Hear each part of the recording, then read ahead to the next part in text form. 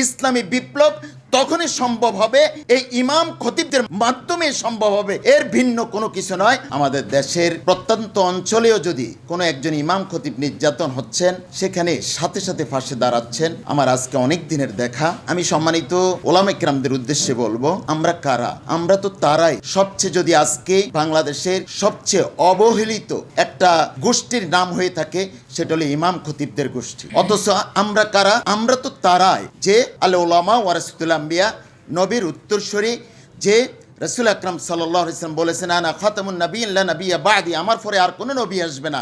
এই নবীওয়ালা কাজ কারা ধরে আছেন? তারাই তো হলো আমরা। কেন আমরা আজকে জাতির সর্ব অবহেলিত জাতি কেন আমরা হব? আমাদের অধিকারকে আমরা ছিনিয়ে নিয়ে আসব। নবীওয়ালা কাজ আমরা করছি এবং জাতির শ্রেষ্ঠ সন্তান আমরাই।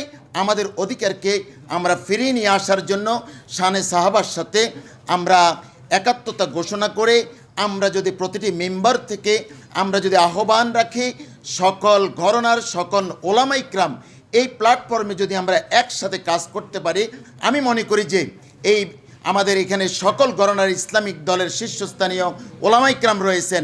একমাত্র ইসলামী বিপ্লব তখনই সম্ভব হবে এই ইমাম খতিবদের মাধ্যমে সম্ভব হবে, এর ব্যতিক্রম, এর ভিন্ন কোনো কিছু নয়। আজকে যেই ওলামা ইকরাম চাচ্ছে একটি প্ল্যাটফর্মে আসার, আমি মনে করি যে আমাদের যে শায়েখ শামীম মজুমদার হাফিজাহুল্লাহ, তিনি আরও ভূমিকা রাখবেন। আজকে আমি ওনাকে মোবারকবাদ জানাচ্ছি।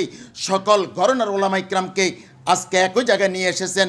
তিনি এই হিম্মত নিয়ে, এই সাহস নিয়ে উনি আরও কিভাবে একত্রিত করা যায় সেই ধরনের কাজ করবেন।